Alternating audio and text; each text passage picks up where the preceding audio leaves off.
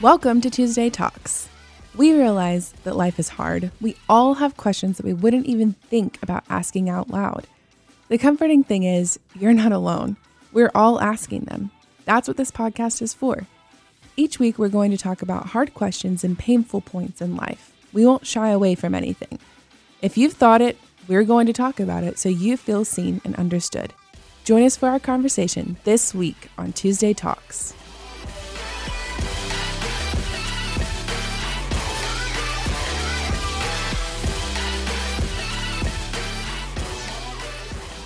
What is up, everyone? Welcome to another week of Tuesday Talks. I hope you enjoyed last week as we got to hear the first part of the conversation with Amy and Grant. So this week, I've got part two, and I hope you get to enjoy it. If you didn't listen to part one yet, I would recommend going to listen to part one because it is literally the first half of this conversation. So without any more delay, here is part two of our conversation.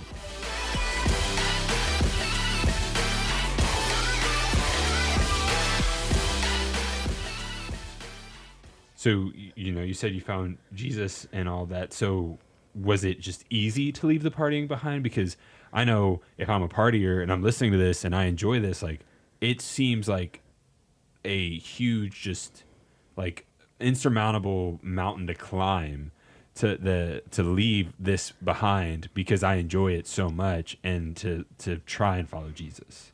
Yeah. So for me, immediately what was apparent was what he opened my eyes to in such a small time. I mean, I didn't, I was growing to know the Lord like day by day. Yeah. And he just opened my eyes to so much more in a shorter, amount of time. There's more to life. What you've been doing is wasted time, completely wasted time with meaningless activities. And there's more to life. There's more joy to be experienced. There's more life to the fullest to be experienced. But on the same token, I still struggled with how my life was going to look different. I had to quit hanging out with certain friends and quit going certain places. There were certain people that I still wanted to hang out with, that I was still friends with. But hey, I'm not going to be able to meet you at a bar on Saturday night. Do you want to go grab lunch? Do you want to get coffee? Do you want to go to dinner? Because I can't go to those places anymore. Right. And honestly, it's a conscious decision that I make every day not to drink. Like, I make a choice for the last 10 or 11 years not to drink. Yeah. And that's still a choice that I have to make even every day at this age, not because I'm 10 years older or, this grown, mature adult now, like, oh, she's good, she doesn't struggle anymore. No, I make a choice every single day not to do certain things. Yeah. And it is hard, but I can tell you from experience, it's worth it. So I think too, it's like another thing that kind of goes back to this whole cycle of kind of like chasing highs and that sort of thing that you kind of feel like you can't get out of is, some people will, especially I think for the believer, is this cycle of like self-hate. This was kind of like another topic that like Matt Chandler brought up and just really resonated with me because you make a poor choice, you feel bad about it, you feel bad about yourself, you think you're a terrible person, and then you kind of make another poor choice to kind of make yourself feel better again, and then you get stuck in this cycle of, self-hate, and then you kind of, and it perpetuates itself. And for me, I kind of experienced that a little bit shortly after becoming a new believer. I, had been a believer for probably 7, 8, 9 months at this point, and on fire for the Lord. I mean, just learning and growing and all these things that were made apparent to me all of the sudden. And, it was going to be New Year's Eve in a couple weeks. And so I knew, parties, all these things are coming up, and friends of mine wanted me to go. And I thought, oh yeah, I'm good. I love the Lord. Like, I'm doing all these great things and experiencing all these great things. he has completely changed my life and I can go. And so I did. And I thought, you're good. You have like one drink, you'll be fine.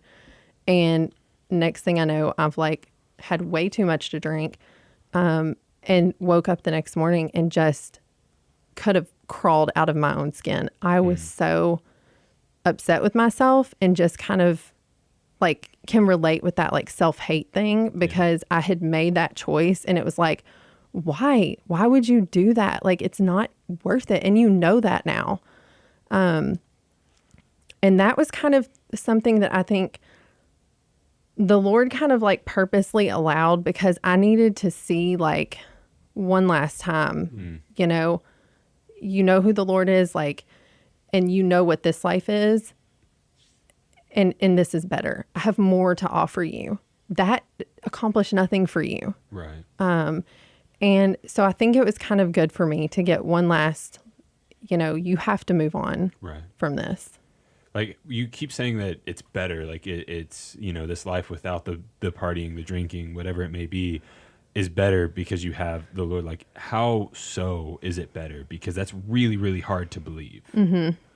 No, I completely agree. And, one of the things that I would say is, I like to have fun.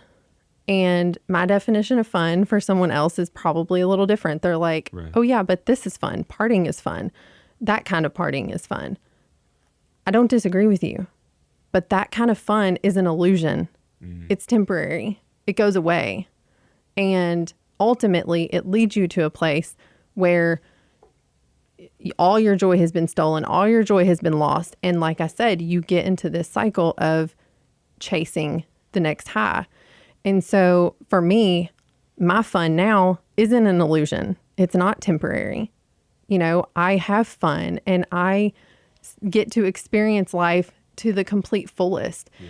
And I get to live a life that isn't just self-serving. I lived a very self-serving, self-consuming life when I was living that lifestyle. Yeah. And I think that's kind of one of the things that the Lord does is open your eyes to there's more to life. And it's not about you necessarily. It's about kind of serving other people and doing things for other people. And I lived a very self-serving, self-consuming lifestyle in that. Mm-hmm.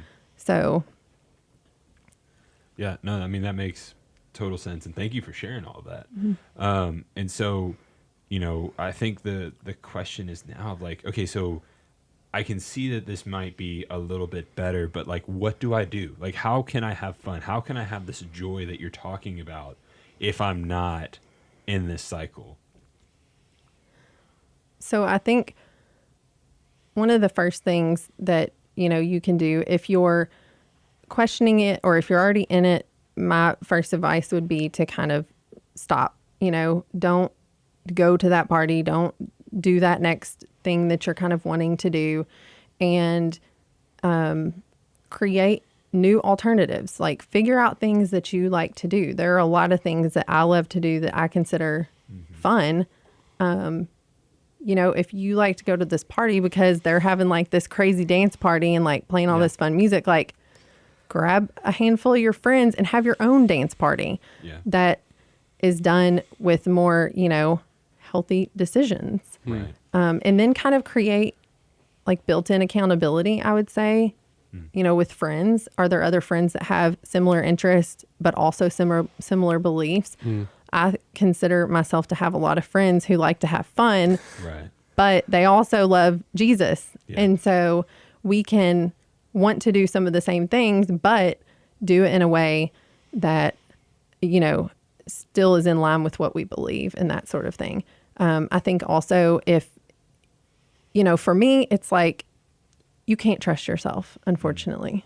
I couldn't trust myself. So you create accountability. And whether that's your friends or your parents, whoever, to say, you have this person to call if you're questioning something, or you have somebody to say, hey, next time there's this party, me and you are going to go do this instead. Create that built-in accountability, because unfortunately we can't trust ourselves. Yeah. And that's just the reality of it. Do you get that accountability not to like fight against wanting to go to the party, but necessarily to like fight against loneliness or maybe the FOMO that may come from it? Oh yeah, absolutely. I mean, I have major FOMO. Same. Yeah. So I think, yeah. And that's why you have to find, the thing is like idleness is not good for anybody, right? Like there's a saying and I don't know what it is, but it's something, maybe it's a verse. It probably is. It's probably scripture. Idle hands. Yeah. What is it? Has It's something about the enemy or Satan. Like I'm gonna look it up. you have to look it up because I'm going to misquote it.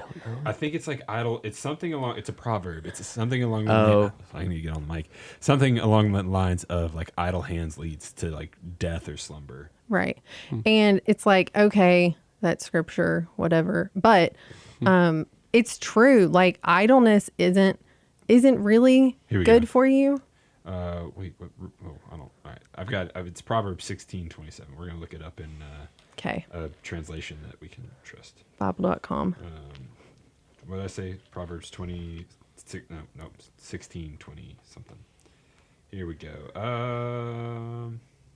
27. A worthless person digs up evil, and his speech is like a scorching fire. Okay, no, this ain't. I was about to say that is very different. Living Bible. Okay, so this idle hands are the devil's workshop. Idle lips are his mouthpiece. An evil man sows strife. Gossip separates the best of friends. Wickedness loves company and leads others into sin. Yeah. No, I completely agree with that. So idleness is not good. So And you're saying it's not the difference between going to the party or just not doing anything, right. Like, It's the difference in finding something to replace that. And I think you kind of have to do that in life anytime there's an unhealthy habit, right? I mean, Yeah. there can be anything you could think of that's an unhealthy habit. Find something healthy to replace it. Yeah. You know, find a healthy behavior to replace the unhealthy behavior. Yeah. And so for me, I've had to find other healthy, fun things to do yeah, that look different than what I used to do. it's good. So I think that's a really good point to make. I've not thought about it that way, but not choosing nothing. Like that is a choice, but to Right. choose nothing is to actually set yourself up for failure. To go, I'm just going to sit here. I'm having a problem eating sweets, but I've got candy in the cabinet ready to go whenever I'm ready, and people are just dropping it off. Like you've got to remove yourself from the Snapchat group messages. Like you've got to get out of the Snap group. Like you can't watch it and go, oh, I'm going to be able to resist it. It's going, what does it look like for you to replace it and kind of understand the right definition of fun? Maybe for the first time, something that's going to leave you like with something that lasts. And that's just a really good point I think is worth making for the student that's sitting there wrestling with both sides of going, you can have fun, you can enjoy. It is going to look different and it's worth it because it leaves you with something where you're waking up the next morning without whatever results and regret that come with partying from a worldly standpoint, but partying in a way of following Jesus where it's both fun and you can have, and I will attest to this, Amy is a great example of this because she has fun. She's not going to be uptight. Like it is going to be all fun at all times. And it's just been really cool to see her life as both seeing the opposite side and getting to see a true translation of it to following Jesus and getting to have so much fun in the midst of it. And honestly, taking a lot of people that you're kind of pulling them out of their comfort zones in a lot of fun ways. Like Right. it's just, that's what it's supposed to be. yeah. But I agree with your thought of trying to wrestle with the, like, anytime we're addressing a habit, anytime we're addressing Right. something unhealthy, it can't be just remove it. It's got to be remove it and replace it with something Right. that's better. Yeah, So absolutely. I think that's a good point. And I love that, you know, about the whole like redefine what it looks like to be someone who loves Jesus but loves the party. Yeah. Yeah. Yeah. Because the party's not the problem. Right. Like, it's not Jesus looking at us and going, don't ever party. Like, and I think because when we go to the party, and currently if you're listening to this as a student and you've ever been caught, it's like grounded, don't ever go to the party. Why are you going to the party? Jesus is not looking at us and saying, hey, it's like, stop partying just because I said so. It's like, I want to give you a purposeful way to live your life. It's the purpose of why you're going to the party. It's the emotional high. It's whatever you're trying to seek that you're not actually getting a fulfillment in. You're getting an appetizer of, and you think that's the only place that you can get a little bit of it every single time, to where that self-hate cycle comes in. Right. And you get a little bit more, but it's still not enough, and a little bit more, it's still not enough. And you get stuck in this way, and it results in a lot of turmoil with friendships, with parents, relationships, like with so many health complications and things like that can happen as a result. And you never intended to do that. Like you said, Right. nobody wakes up in the morning and goes, I'm going to go to a party and it's going to ruin my life. It is a slow like cycle fade to like get to that point. And that may sound intense to somebody that's going, I just go to a party. Like, this is not that big a deal.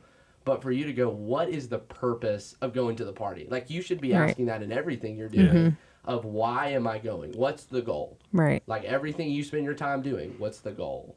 And if the goal is to seek like emotional gain, to like get affirmation from your friends, like, is that actually happening? Or are you just getting a kind of fake version of it for an hour that results in a whole lot and taking a whole lot more fun from you than it gained, Right. when there may be a better option? And I think that's where Jesus invites us and goes, there's a better option Right. where you can leave fulfilled, you can leave satisfied, and have so much fun doing it.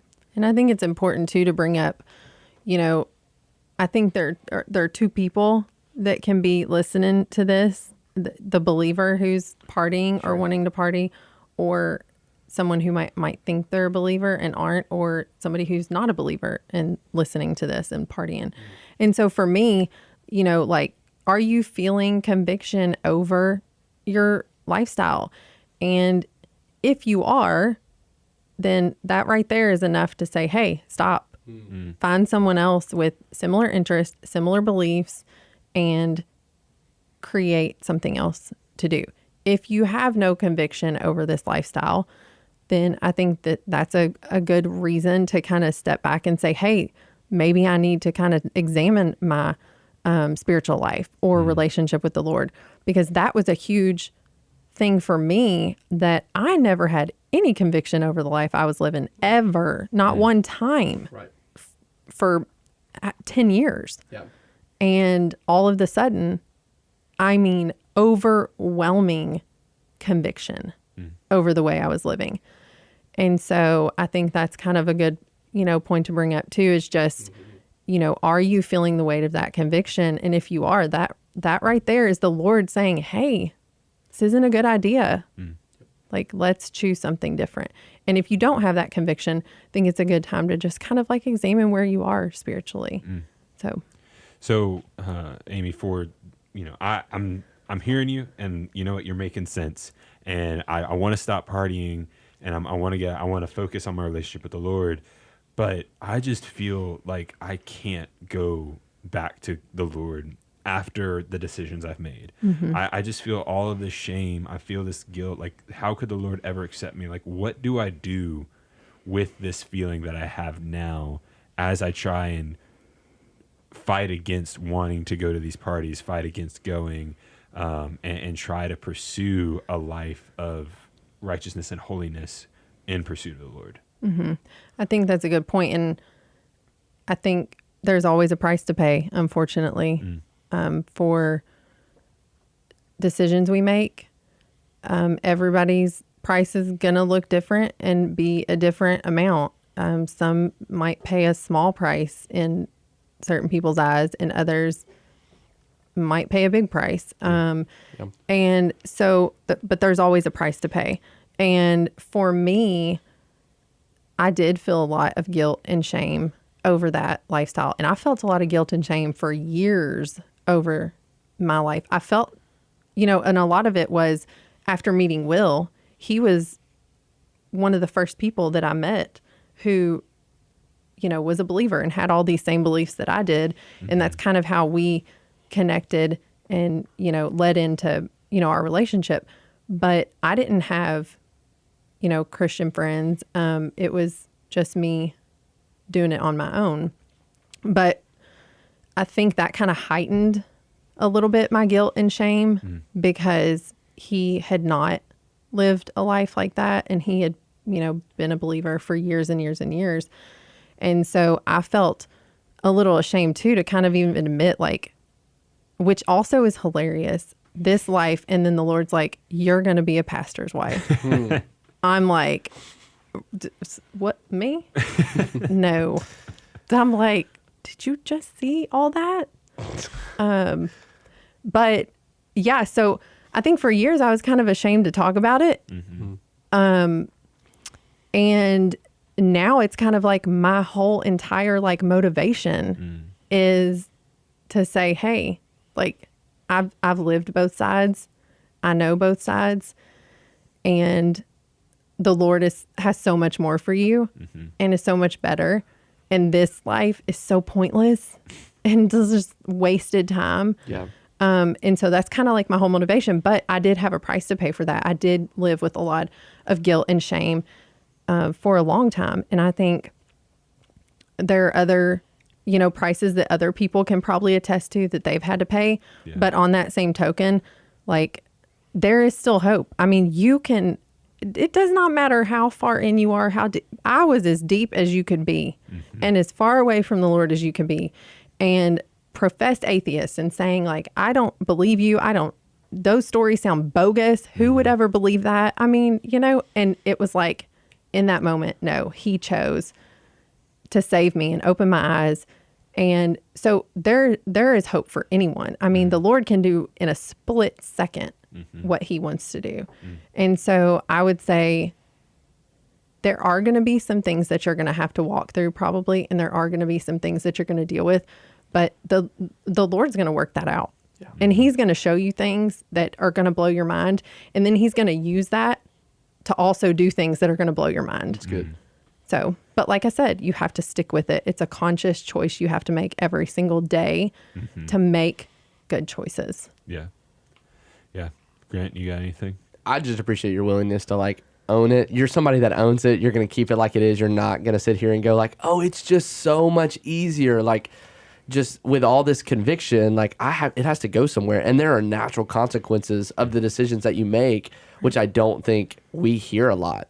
I just don't. I don't think a student is thinking about any natural consequence that comes from these decisions, any sort of reasoning to that, knowing that there's kind of two sides to this like podcast with this topic of there's the warning of like, we're trying to get you to see the reality and that there is more, but there's that invitation to more that is like filled with grace and mercy, but it's also a struggle. Like this is not something that's just like it's better than every party. Like the party's going to be fun and it's going to look way more fun, but I'm telling you, it's way more worth it in the long run to not have the like scars and things that the world's offering you that in the moment is a ton of fun, but the result is going to take you further than you want to go, keep you longer than you want to stay, and cost you way more than you want to pay. Like that kind of mentality is just it's a really cool one to hear of like, it's both the like grace-filled love extension invitation to more fun that's found in Jesus, but it's also a struggle. Like it's also this understanding of that this is a process. Right. So if you're sitting there going like, I'm in shame and guilt, it's worth me sitting in the moment of going, how do I find wise counsel of people that seem to be either older, but not by just age, but in more maturity and are believers, and you could go to and bring these things to and go, this is what I have in my life. I need to start a process of surrounding myself with better people. Who is that person? Maybe that's the one step you take after this podcast, and that would be leaps and bounds towards a better and new life that's found in fun that's rooted in Christ. If you listen to this podcast and leave with that, man, praise the Lord, because I think that would be a journey of recovery and reconciliation and restoration that is going to be a process. And it's a long game. This is not a short game. Yeah. So that's all I would kind of add to that. Yeah. Amy, do you have like anything else that you're like, man, I need to make sure that people hear this? Have fun. Real fun. Let's go. Jesus loving fun. What do you do for fun? What's the first thing that comes to Great mind? question. I love to dance. Okay. I'm a wild, crazy dancer. Amy at a wedding reception is some of my favorite moments. Yes. Because she will throw down. Sisk loves to come up to me and say, hey, just remember, you're a pastor's wife. And that's when I say, I don't care. No. I love it. Yeah. So I love to dance. Who and goes have harder fun. on the dance floor, Amy or Corinne?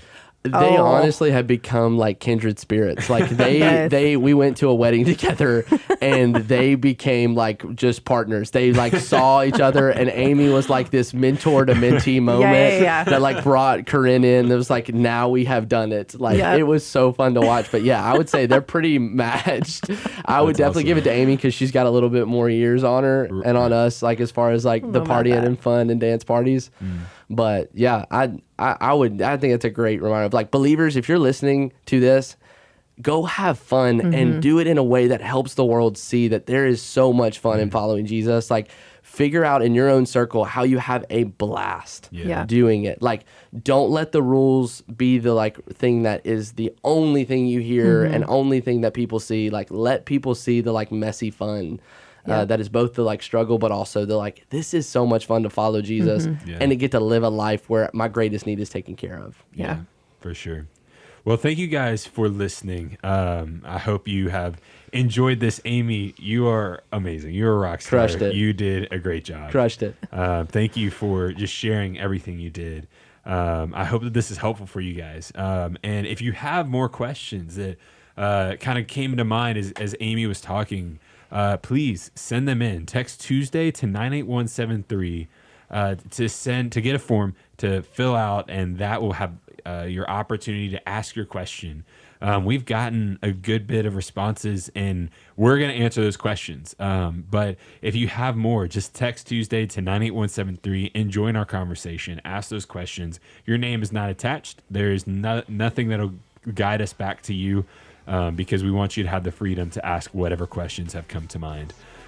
So anyways, if you guys are good, then I think we're going to sign off, and we'll catch you guys next week.